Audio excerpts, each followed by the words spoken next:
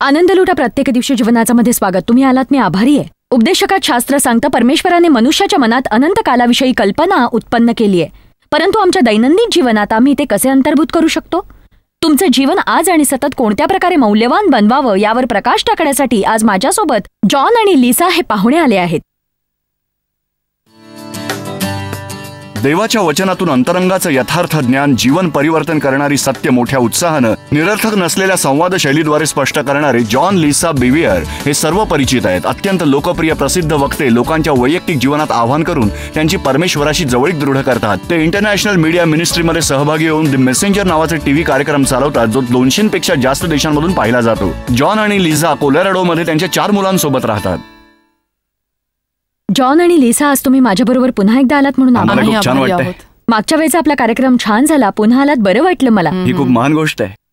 निव्वळ आजचं जीवन जगण्यापेक्षा आम्हाला अनंत काळच्या विचाराने चालना मिळण्याची अधिक गरज कशा प्रकारे आहे या विषयावर तुम्ही शिकवलंय. आणि जरी आम्हाला आजच्या दिवशीचा आनंद लुटायचा आहे, तरी उद्याचा दिवस उगवणार आहे हे आम्ही विसरता कामा नये. याचा अर्थ जरा स्पष्टपणे आम्हाला समजावून सांगाल? खरं पाहता ती एक उत्कट भावनाच आहे जॉयस. गेल्या वर्षी संपूर्ण वर्षभर परमेश्वर मला प्रार्थनेद्वारे सांगत होता की ज्या ठिकाणी आम्ही परमेश्वराची करारात्मक अभिवचनं समजून घेणार आहोत, तिथं कितीतरी ख्रिस्ती लोक येण्याची तयारी करतायत आणि ते फार महत्त्वाचं आहे. म्हणून अधिक चांगले विवाह, अधिक चांगलं आरोग्य, आम्हाला सफलता, शांती आहे आणि आम्ही त्याचा आनंदसुद्धा लुटतोय. अद्यापही पुष्कळ विश्वासणाऱ्यांना सार्वकालिक दृष्टिकोन दिसेनासे झाले. जेव्हा सार्वकालिक दृष्टिकोन तुमच्या दृष्टीआड होतात, तेव्हा दैनंदिन जीवनापेक्षा तुमचं जीवन वेगळंच असू शकणार नाही. देवाच्या अभिवचनांचा उपयोग तुम्ही फक्त आजच्या दिवसाकरताच कराल. जर तुमच्याकडे आध्यात्मिक दृष्टिकोन असला तर सहन न करता येणाऱ्या अपरिहार्य गोष्टी तुम्ही सहन करू शकाल. मंडळींमध्ये अनेक घटस्फोट का घडतात? कारण लोक सार्वकालिक दृष्टिकोन हरवून बसलेत. आणि म्हणून जर तुमच्याकडे सार्वकालिक दृष्टिकोन आहेत तर तुम्ही इतरांपेक्षा वेगळे निर्णय घ्याल. देवाच्या अभिवचनांचा उपयोग करून तुम्ही फक्त त्या दिवसाकरता जगाल, असं मला म्हणावंसं वाटतंय. मी लोकांना नेहमीच सांगते की उद्याचा दिवस कधी येणारच नाही असं जीवन तुम्ही जगू शकत नाही, कारण उद्याचा दिवस नेहमीच येतो. निदान जोवर आम्ही या पृथ्वीतलावर आहोत तोवर उद्याचा दिवस येणारच. मला माहितीये नंतर आपण यावर बोलणार आहोत, पण जी गोष्ट लोकांनी लक्षात घ्यायला हवी ती ही की एके दिवशी आपल्या सगळ्यांना देवासमोर उभं राहून आपल्या जीवनाचा हिशोब द्यायचा आहे. आणि रोमकरांस 14:12 मध्येही हेच सांगितलंय. काही वर्षापूर्वी यामुळे माझं सुद्धा हृदय जिंकलं गेलं आणि मला वाटलं जर खरंच लोकांनी यावर विश्वास ठेवला तर ते वेगळ्या प्रकारचं जीवन जगतील आणि त्यामुळे बरेचसे निर्णय बदलण्यास सुरुवात होईल. आज आपण बोलतोय, आज आपण जे जीवन जगतो त्याचा परिणाम इतरांवर कसा होतो आणि आपलं सार्वकालिक जीवन कसं असेल यावर. लोक सार्वकालिक जीवनाविषयी काय विचार करतात हे आम्ही रस्त्यावर जाऊन लोकांना विचारलं.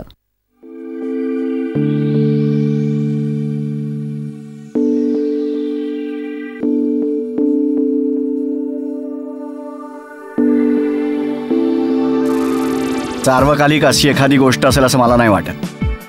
शाश्वत जीवन हेच आहे आमच्याकडे आता इथे. यापेक्षा काही वेगळं नाही, कमी पण नाही, जास्त पण नाही. येथे स्वर्ग असू शकतो, नरकही असू शकतो. आम्ही मृत्यू पाहत नाही तोपर्यंत आम्हाला समजणार नाही. आम्ही जमिनीत 6 फूट खाली जाणार, ते कपड्यामध्ये लपेटून, यावरच अवलंबून आहे. माहितीये, माझा पुनर्जन्मावर विश्वास आहे. मला वाटते हाच हिंदू लोकांचा विश्वास आहे. जसे माझे माता पिता करतात तसे अर्थात मी काही मानत नाही. मला माहित नाही की मी पुनर्जन्मामध्ये विश्वास ठेवावा की नाही. मला माहित नाही. आमचे चैतन्य पुन्हा पुन्हा उपयोगात आणले जाते. जेव्हा तुम्ही मृत्यू पावता तुमच्या अंगावर काहीच नसतं. तुमच्या आत्म्यासह आणि हृदयासह तुम्ही अगदी नग्नपणे मृत्यू पावता. जेव्हा आपण मृत्यू पावतो तेव्हा सर्व संपतं असं म्हणतात, परंतु माझा त्यावर विश्वास नाही. त्यावर विश्वास न ठेवणे देखील कठीण आहे.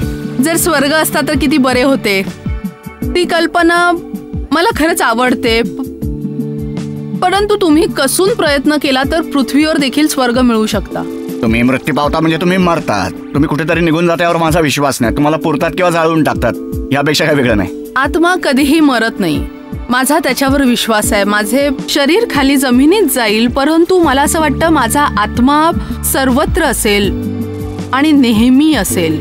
मला विश्वास आहे की मी स्वर्गात जाणार आहे, कारण मी येशू ख्रिस्ताचा स्वीकार केला आहे. फक्त चांगले जीवन जगा, कर्म केल्यासारखे. मला काय म्हणायचंय तुम्हाला माहित आहे, ते पूर्णपणे कृपेवरती आधारित आहे. आमच्यात कोणी चांगले लोक आहेत असं मला नाही वाटत. म्हणून आम्हाला येशूची गरज आहे. मला माहित नाही. मला वाटतं की जर तुम्ही चांगले जीवन जगता आणि चांगले व्यक्ती आहात तर मग पुढच्या आयुष्यात देखील तुम्ही एक चांगली व्यक्ती असाल. मी शाश्वत जीवनातील प्रत्येक क्षणात विश्वास ठेवते. प्रत्येक दिवशी मी माझ्यासाठीच जगतो. जर मी उठलोच तर चमत्कार म्हणायचा, दुसऱ्या दिवशी मग मग काय नवीन दिवस सुरू, मी तो खूप आनंदात घालवायचा प्रयत्न करतो बस. पुष्कळ अंशी स्पष्ट झालं की जगामध्ये फारच गोंधळलेले लोक आहेत, नाही का? त्यामुळे मला रडावं असं वाटतंय. खरं आहे ते, खरंच आहे. देवाशी आणि येशूशी वैयक्तिक नातं जोडल्याने काय काय प्राप्त होऊ शकतं याविषयी लोकांना फारच कमी माहिती, आणि ही गोष्ट आश्चर्यकारक आहे, नाही का? तुम्हाला काय वाटतं? म्हणूनच तुझा मी खूप आभारी आहे. तुम्ही जे करताय त्याबद्दल आभार. रोज उठून हे असं आहे तर असा विचार करणं किती भयावह असेल, किती आशाहीन, किती आशाहीन. आणि न्यायासनापासून कुणीही परत येत नाही. म्हणजे तुम्ही जात नाही, ओ वाईट, मी ते पुन्हा करणार आहे. म्हणूनच आम्हाला वाटले की हे पुस्तक किती निर्णायक आहे, कारण वधस्तंभ निश्चित करतो की आम्ही सार्वकालिक जीवन कोठे जगावे, परंतु आमची निवड ठरवते की सार्वकालिक जीवन कसे जगावे. आणि बहुतेक ख्रिस्ती लोक असेच आहेत. होय, मी स्वर्गात जाणार, मी ते पक्के केले आहे. नाही, कुणीही चांगला नाही. परंतु ज्या प्रकारचं जीवन आम्ही सार्वकालिक जीवनामध्ये जगतो त्याची तुलना या जीवनाशी करता ते एक वायू आहे, ती एक व्यर्थ कल्पना आहे. खरंय, जी काही थोडी वर्ष आपण जगतो त्यासारखं आहे. जरी तुम्ही 100 वर्ष जगलात, फार थोडे लोक इतके जगतात, आणि शाश्वत जीवनाच्या तुलनेत ते जगातील सर्व समुद्रांच्या वाळूच्या लहान लहान कणासारखं आहे. आणि म्हणून न्यायाच्या दिवशी विश्वासणारे परमेश्वरासमोर उभे राहतील का? हो, जर आम्ही विश्वासणाऱ्यांना उद्देशून बोलत आहोत तर पुष्कळ विश्वासणाऱ्यांच्या मनात कल्पना असते की मी येशूला स्वीकारलं, वधस्तंभ सर्व दैवी शिक्षेपासून दूर ठेवतो. त्यांच्या लक्षात येत नाही की 2 कोरिंथ 5 अध्याय आणि रोमकारास फक्त 14 अध्यायात पौल काय म्हणतो, जेथे तुम्ही उदाहरण देता की करिंथकाराच्या पत्रामध्ये तो म्हणतो की शरीराच्या बाहेर राहणं म्हणजे प्रभूसह असणे. आणि म्हणून तो ज्या लोकांशी बोलत आहे ते विश्वासणारे आहेत, कारण जेव्हा पापी शरीराच्या बाहेर असतात तेव्हा ते नरकामध्ये असतात. म्हणून शरीराच्या बाहेर असणं म्हणजे प्रभूसह असणं. आणि तो पुढे म्हणतो, यास्तव आम्ही गृहवासी झालो किंवा प्रवासी असलो तरी त्याला संतुष्ट करायची आमची हौस आहे, म्हणून तोच जीवनाचा हेतू आहे, संतुष्ट असणं. तो म्हणतो की आपणा सर्वांस ख्रिस्ताच्या न्यायासनासमोर उभं राहायचं आहे. विश्वासणाऱ्यांचं असं आहे की शरीरात केलेल्या बऱ्या वाईट गोष्टींचा हिशोब आम्हाला द्यायचा आहे. यालाच सार्वकालिक न्याय म्हणतात. न्याय म्हणजे शिक्षा नाही, त्याचा अर्थ एक निर्णय. चौकशी अंती जो परिणाम निघतो त्यापासून निर्णय घेतला जातो. पण पवित्र शास्त्र अगदी स्पष्टपणे सांगतं की विश्वासणारे म्हणून आम्ही ज्या प्रकारे जीवन जगतो तेच आम्ही सार्वकालिक जीवन कशा प्रकारे जगणार हे निश्चित करत असतो. सर्व प्रकारे ख्रिस्ताच्या बाजूला सतत राज्य करण्यासाठी त्या न्यायासनापासून जो मोबदला, नेमून दिलेल्या अधिकाराच्या जागा आहेत, मग त्या कोणत्याही असो, त्याचा आवाका विश्वासणाऱ्यांसाठी कुठेही असतो. आवाका मोठा आहे. आता तुम्ही जे म्हणालात ते फार चांगलं आहे. तुम्ही म्हणालात की संपूर्ण जीवनाच्या तुलनेत तो एक वाळूचा कण आहे. याकोब म्हणतो जीवन एक वाफ आहे. याकोब 4:14 माझा विश्वास आहे की याकोब आज जर जिवंत असता तर त्याने असं लिहिलं नसतं. तो म्हणाला असता हे जीवन शून्य आहे. तो असं का म्हणेल? कारण साधारण गणितामध्ये आम्हाला ठाऊक आहे की कोणत्याही मर्यादित संख्येला अमर्यादित संख्येनं किंवा अनंत काळाने भागलं तर उत्तर 0 येतं. मग तुम्ही जर 80 वर्ष जगलात, 80 वर्षाला अनंत काळाने भागलत तर त्याचं उत्तर 0 आहे. आता आपण असं म्हणू की तुम्ही खरंच अगदी वृद्ध झालात आणि तुम्हाला 120 वर्ष पूर्ण करायचे, तरी 120 भागिले अनंत काळ म्हणजे उत्तर 0च आहे. आणि म्हणून आम्ही कोणत्या प्रकारे शाश्वत जीवन जगणार आहोत ते ह्या 0 कालावधीत आम्ही जे काही करतो त्याद्वारेच निश्चित केलं जातं. म्हणून आता यथार्थ चित्रदर्शन घडवू द्या. समजा मी तुमच्याकडे पाहिलं, म्हणालो ठीक आहे, ज्या प्रकारे तुम्ही येणारे 24 तास जीवन जगणार आहात, फक्त एक दिवस, पुढील 24 तास हे तुम्ही पुढील 1000 वर्ष कशा प्रकारे जगणार आहात ते निश्चित करणार आहेत. आपण 1000 वर्ष मागे जाऊ. ते म्हणजे जॉर्ज वॉशिंग्टन पूर्वी, ख्रिस्तोफर कोलंबस पूर्वी, धर्मयात्रेकरूंपूर्वी, राजा ऑर्थर आणि गोलमेजाच्या सरदारांपूर्वी. तो फार मोठा कालावधी आहे. पण ज्या घरात तुम्ही राहता, ज्यांच्या शेजारी तुम्ही राहता, ज्या लोकांसोबत काम करता, जी नोकरी तुम्हाला आहे, हे सर्व येणाऱ्या पुढील 24 तासांद्वारे निश्चित करण्यात येणार आहे. ते 24 तास तुम्ही कसे जगणार? मनात 24 तास घेऊन तुम्ही जीवन जगणार की मनात 1000 वर्ष घेऊन जगणार? तुम्ही 1000 वर्ष मनात घेऊन जगणार, 24 तास नाही. कारण एक दिवस भागिले 3,65,000 दिवस, 1000 वर्षातील हे दिवस देखील एका मर्यादित अंकापर्यंत आहेत. म्हणून आपण थोडेसे हास्यास्पद घेऊया. आपण असं मानूया की येणारे 24 तास तुम्ही ज्या प्रकारे जगणार तेच येणारे दशलक्ष वर्ष तुम्ही कसे जगणार हे निश्चित करणार आहेत. तुम्हाला ते मोजता येणे शक्य नाही. पृथ्वी तलावर मानवाचा पूर्वेतिहास 6000 वर्षांचा आहे. येशू ख्रिस्त पृथ्वी तलावर फक्त 2000 वर्षांपूर्वी होऊन गेलात. तुम्हाला वाटेल ठीक आहे, ज्या लोकांजवळ तुम्ही राहता, ज्यांच्या शेजारी राहता, ज्या लोकांसोबत तुम्ही काम करता, जे काम करता, जे सर्व तुम्ही करत आलात, त्या सर्वांची निश्चितता येणाऱ्या दशलक्ष वर्षांसाठी ते 24 तास तुम्ही कसे जगता याद्वारे ठरली जाणार आहे. तुम्ही ते 24 तास कसे जगणार आहात? तुम्ही ते 24 तास मनातल्या मनात जगणार नाही.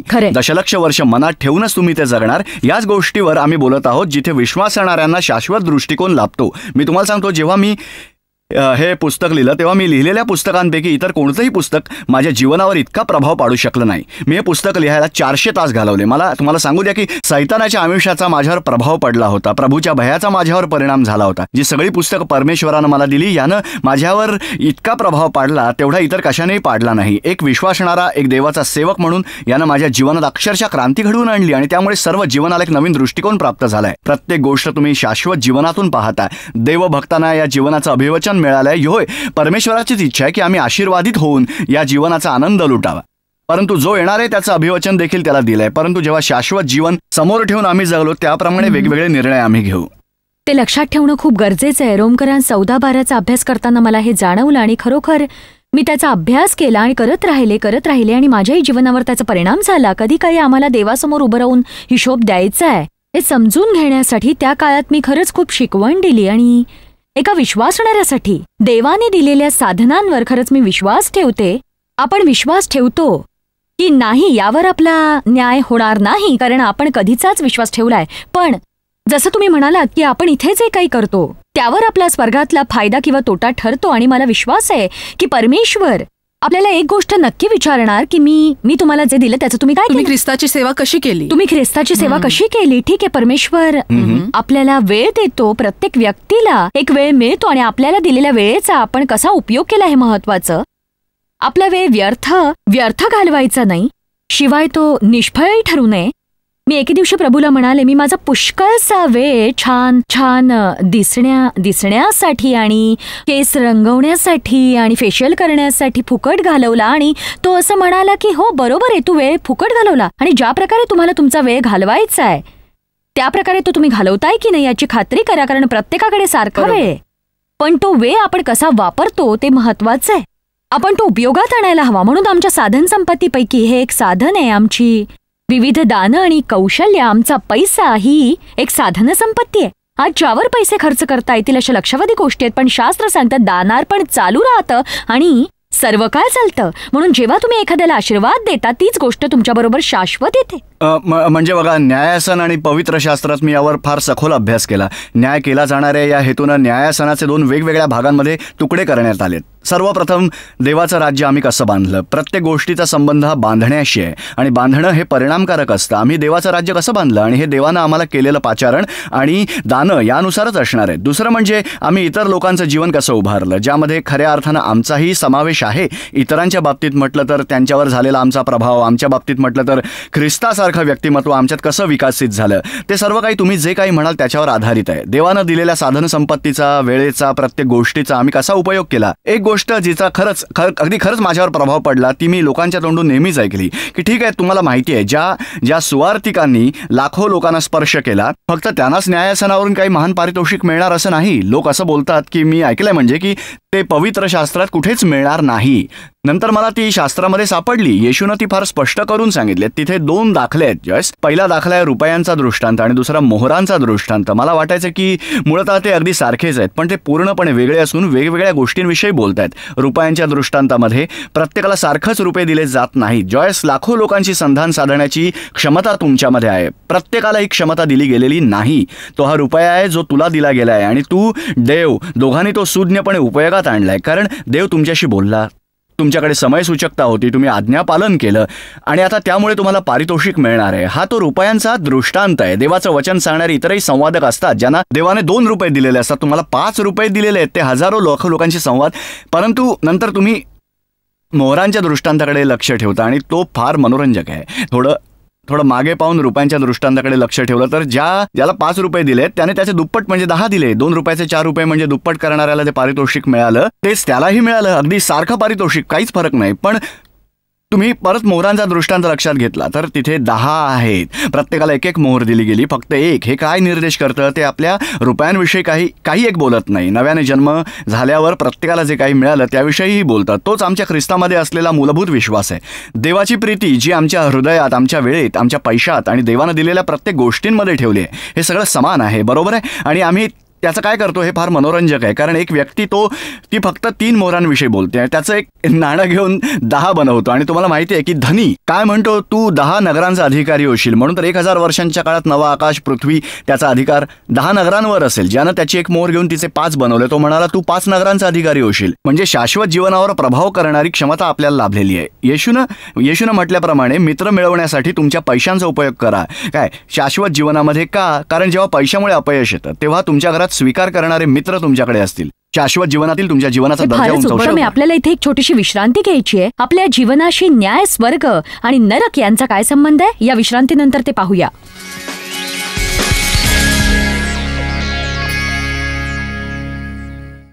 आपण शाश्वत जीवनाकडे यावर बोलतोय. अर्थात तुम्ही हा वाक्प्रचार ऐकला असेल की काही लोक फार स्वर्गीय गोष्टीचा विचार करणारे असतात.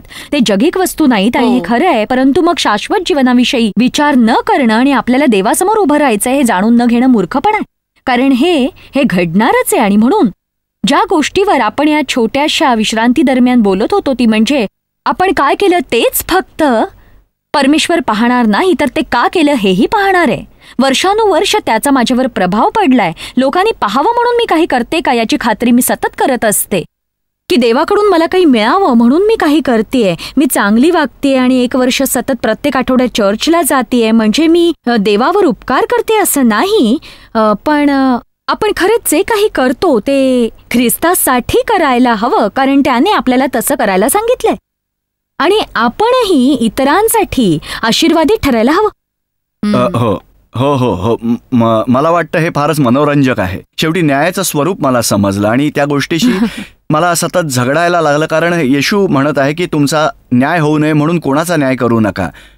ठीक आहे, जर तुम्ही शास्त्रात पाहिलं तर पौल म्हणतो की ते चर्च होतं. सावत्र मातेबरोबर कुकर्म करणाऱ्या व्यक्तीचा न्यायनिवाडा न केल्याबद्दल त्यांनी त्याची खरडपट्टी काढली. तो म्हणाला जे आतील बाजूस आहेत त्यांचा आम्ही न्याय करतो. आणि मला वाटलं मग जर तुम्ही 1 कोरिंथ अध्याय 4 पाहिला तर पौल म्हणतो यास्तव त्या समयापूर्वी म्हणजे प्रभूच्या येण्यापूर्वी तुम्ही न्यायनिवाडा करूच नका, तो अंधारातील गुप्त गोष्टी प्रकाशित करील. आणि तेव्हा मला समजलं न्यायनिवाडा काय आहे.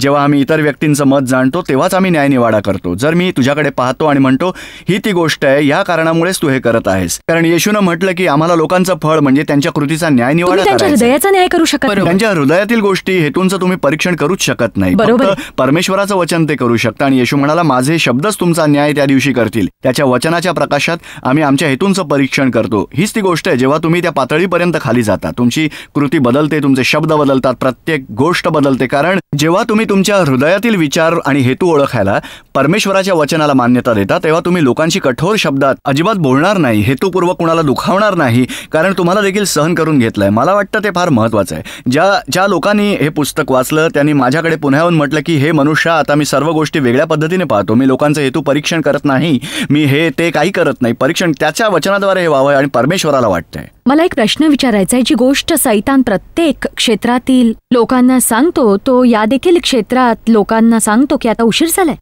फार उशीर कधीच झालेला नाही. शाश्वत जीवनात गुंतवणूक करण्यासाठी फार उशीर झालाय का? कधीच नाही. आणि मी जिथे जिथे गेलो तिथे हाच संदेश देत आलो की मंडळींमध्ये बसलेल्या 50 आणि 60 वर्ष वयाच्या वृद्धांकडे पाहतो, त्यांना वाटतं की मी 20 वर्षांचा असताना मी हे का ऐकू शकले नाही. किंवा त्यांच्याकडे पाहतो आणि म्हणतो स्मिथ विगलवर्थ 50 वर्षांचा असताना या देवाविषयीच्या कार्यक्रमात सहभागी झाला होता आणि आम्हाला आठवत असलेल्या देवाच्या अनेक महान लोकांपैकी तो एक आहे. आता प्रत्येकाला स्मिथ विगल्सवर्थ किंवा त्याच्यासारखं होण्यासाठी बोलावलेलं नसतं, पण तुम्ही तुमच्या दैवाची पूर्तता करू शकता. कारण आम्हा सर्वांना दैव आहेच. पवित्र शास्त्रातील वचनात माझ्या निदर्शनास आलं की दावीद स्तोत्राच्या पुस्तकात म्हणतो प्रत्येक दिवस संपण्यापूर्वी माझ्या आयुष्यातील प्रत्येक क्षण हा लिहून ठेवण्यात आलाय. म्हणजे त्याचा अर्थ की जो आहे, येणार आहे, जो अगोदर होता आणि जो भूतकाळात होता, आम्हाला हिशोब द्यायचा आहे. म्हणून आम्हाला काय करण्यास पाचारण केलं हे लक्षात घेता आमच्या कृत्यांनुसार आमचा न्याय केला जाणार नाही. आम्हाला जे काही करण्याकरता पाचारण झालंय त्यानुसार आमचा न्याय होईल. आणि ते विचारशील वाक्य आहे, कारण प्रत्येक क्षण निघून जाण्यापूर्वी माझ्या आयुष्यातला प्रत्येक क्षण लिहिला गेलाय. म्हणूनच माझ्याविषयी देवाचे जे हेतू होते त्यानुसार मी चाललो. मी काय माझ्या स्वतःच्या मार्गाने गेलो. मी लोकांना सांगतो त्याने तुमच्यासाठी नेमलेल्या मार्गावरून चालण्यास तुम्हाला अजूनही काहीच उशीर झालेला नाही. आणि ही एक प्रोत्साहनपर बाजू आहे. जेव्हा तुम्ही त्या मार्गावर जाता आजचं जीवन फारच संपन्न होत आहे. देवाची माझ्या जीवनातील इच्छा पूर्ण होण्यापूर्वीच्या माझ्या जीवनाकडे मी पाहतो. मी कष्टी होतो. संदेश देण्यापूर्वी तुम्ही काय करत होता? मी एक इंजिनियर होतो. देव सुद्धा इंजिनियर होता. हो खरं आहे, पण मी त्यावेळी खूप कष्टी होतो, मी दुःखी जमा होतो. खर्च ठेवणारी होते. हो मला हे खरं आहे नाही, का? तुम्हाला मी पुस्तकाशी सलोखा करते अशी कल्पना कराल नाही. तुम्ही? नाही. नाही नाही ठीक आहे, ज्याने माझं लक्ष वेधलं ते हेच आहे. IBM मधील एका व्यक्तीबरोबर मी ऑफिसात गेलो. IBM मध्ये 38 वर्ष इंजिनियर म्हणून काम केलेल्या कामाचा आम्ही उत्सव साजरा करत होतो. हे तर माझं त्यांच्यामध्ये पहिलंच वर्ष होतं. तर तो म्हणाला, आणि त्यावर ऑफिसमधला प्रत्येकजण हसला, कारण तो म्हणाला मी तिरस्कार करतो. होय येथे येथे मी आहे काय? मी त्याच्याकडे पाहिलं आणि म्हटलं तू मला काय लहान मूल समजतोस का? असं का केलं? तो म्हणाला ते काम आहे, चांगला मोबदला. मला आठवतं त्यावेळी मला ते योग्य वाटलं. परमेश्वरानं माझ्यामध्ये ठेवलेल्या दैवाची पूर्तता करायची मला. लिसा, जॉनने लिहिलेल्या या पुस्तकातील किंवा त्यातील मजकुरातील तुझ्या मते सगळ्यात परिणामकारक गोष्ट कोणती? ठीक आहे, तुला माहित आहे ती कोणती आहे. मी विचार करते की न्यायासन आहे असे लोक समजून घेत नाहीत. मला वाटते ते लोक नाही नाही नाही, परमेश्वर हा माझा हेतूनुसार माझ्याकडे पाहणार आहे असे म्हणणारे आहेत. परमेश्वराला माझे हृदय माहीत आहे, मी एक चांगला मनुष्य होतो. मला वाटते की सर्वात परिणामकारक गोष्ट ही होती की जी येशू बोलला, मी तुमचा न्याय निवाडा करणार नाही, जे शब्द मी बोललो आहे त्याच्याद्वारेच तुमचा न्याय होणार आहे. तो काय म्हणणार आहे याचे चित्र डोळ्यासमोर आणण्याची गरज नाही. तो जे काही बोलणार आहे ते अगोदरच त्याने त्याच्या वचनातून सांगितले, आणि म्हणून जेथे आम्ही वस्तुतः आमच्या हृदयाचे परीक्षण करू शकतो त्याची जणू काही ही पूर्व चाचणीच आहे. माझ्यासाठी भूमिकांविषयी बोलणे याचा अर्थ तिथे पुष्कळ लोक बसून म्हणतात की माझ्या जीवनाविषयीची परमेश्वराने जी कथा लिहिली आहे तिचा मी तिरस्कार करतो, मी फार अस्वस्थ आहे, त्याने माझ्या बाबतीत असे का लिहिले? आणि मी त्यांना विचारतो तुम्हाला त्याचे कारण माहीत आहे? मग तुम्हाला त्याने करायला लावलेली भूमिका तुम्ही करत नाहीत. आता तुम्हाला तो बदल घडून म्हणायचे आहे. ठीक आहे, आता मी वचनामध्ये जगणार आहे, माझा न्याय झाला नाही म्हणून मी त्याला माझा न्याय करू देणार आहे. मला अगोदरच माहित आहे की येशू काय म्हणणार आहे, मला माहित आहे की तो काय शोधण्यासाठी येणार आहे, आणि मीही तडजोड करणार आहे जेणेकरून मी जीवनाबरोबर जीवन जगावे. आणि हे चिडखोर होणे किंवा परमेश्वराची भीती बाळगण्याविषयी नाही. शेवटी आपली इच्छा आहे की कोणाही मनुष्याने भीती बाळगावी, की बाप रे ते न्यायाविषयी बोलतात, मला भीती वाटते, मला भीती वाटते, मी प्रत्येक गोष्ट अगदी बरोबर अचूक करते हे महत्वाचं नसून मी योग्य आहे ते करू पाहते हे महत्वाचं आहे. माझं हृदय हे ठीकठाक आहे, मी प्रत्येक दिवशी उठते आणि माझ्या हृदयापासून मी देवाच्या इच्छेचा पाठपुरावा करते. या कार्यक्रमाच्या शेवटी आम्ही तुम्हाला जी मालिका देणार आहोत त्यापैकी मी काही नोट्स घेऊन इथे बसले, जिचं शीर्षक आहे रिस्टोरिंग फेलोशिप विथ गॉड, आणि त्याची पहिली शिकवण आहे की गंभीर व्हा. जर लोक गंभीर झाले तर माझं प्रभू समवेत चालणं मी गांभीर्याने घेण्यापूर्वी पुष्कळ वर्ष फक्त नुसतीच चर्चला जात होते, आणि म्हणूनच मी नेहमीच लोकांना असं सांगते की मी 9 वर्षाची असताना माझा नव्याने जन्म झाला आणि मी पुष्कळ वर्ष चर्चला गेले नाही, आणि खरं तर फार वाईट परिस्थितीतून गेले. माझं पहिलं लग्न अपयशी ठरलं, मग देव भेटला आणि आम्ही चर्चला जायला सुरुवात केली, आणि आता आमच्या लग्नाला 40 वर्ष झाली आहेत, पण आम्ही वर्षानुवर्ष चर्चला जातोय, प्रत्येक आठवड्यात जातोय, चर्चला जातोय, आणि माझा नव्याने जन्म झाला होता. मी देवावर प्रेम केलं, माझा जर मृत्यू झाला मी स्वर्गात जाईन हे मला माहीत होतं. पण 76 मध्ये ज्या प्रकारचं माझं जीवन होतं त्याचा मला कंटाळा आला होता, कारण मला विजय मिळाला नव्हता, माझं जीवनही तितकंसं योग्य नव्हतं. मी चर्चला जायचे, पण मी एक जितं जागतं उपदेशपर पत्र नव्हते, एक चांगली साक्ष माझ्यात नव्हती, माझ्या रोजच्या जीवनात एक साक्षमय जीवन कसं जगावं हे मला माहीत नव्हतं. आपण पुष्कळ वेळा लोकांना चर्चला जायला सांगतो आणि त्यांनी स्वतः एक चर्च कसं असावं हे शिकायला हवं. समाजातून बाहेर येऊन त्यांनी चर्च होण्याची गरज आहे. पण 1976 मध्ये जेव्हा मी देवाकडे प्रार्थना केली तेव्हा त्याने माझ्यात कार्य केलं आणि मी देवाबाबतीत अतिशय गंभीर झाले. म्हणजे तुम्हाला अभ्यास करायचा आहे, प्रार्थना करायची आहे, वचनाच्या प्रकाशात स्वतःच्या वर्तणुकीचं परीक्षण करायचंय, आणि मग तुम्ही फक्त स्वतःपुरतं न जगता इतरांसाठी देवासाठी जगणं सुरू करायला हवं. खरं तर तेच खूप महत्वाचं असतं. याबद्दल तुम्हाला काय वाटतं? मला वाटते हे सर्व परमेश्वराचे वचन आमच्या जीवनात देही झाल्याविषयी आहे. जर आमच्याकडे शाश्वत दृष्टिकोन आहे तर त्याचा प्रभाव देवाच्या वचनावर पडतो, कारण तो फक्त एक शिकवण किंवा ते आमचे जीवन होते. 1976 मध्ये जे तुमच्या बाबतीत घडले तेच माझ्याही बाबतीत घडले. मी म्हणाले की जीवनामध्ये विपुलता नसल्याचा मला कंटाळा आलाय आणि मी जगायची म्हणून जगते. आता जीवनामध्ये जे हरवलंय ते पुन्हा मिळवण्याची गरज आहे, आणि मी ते पुन्हा मिळवणार आहे. माझे सामर्थ्य मी पुन्हा मिळवणार आहे. शत्रूने माझ्यापासून चोरलेली प्रत्येक गोष्ट मी पुन्हा मिळवणार आहे, आणि इतरांच्या जीवनावर प्रभाव टाकणारे जीवन मी जगणार आहे. जॉन आणि लिसा, या कार्यक्रमात तुम्ही आलात ती महान गोष्ट आहे. मी तुमची आभारी आहे, आणि मला वाटतं की या कार्यक्रमाद्वारे अनेक लोकांना मदत मिळेल. तुम्ही आलात म्हणून आभार. परमेश्वर तुम्हाला आशीर्वाद देवो.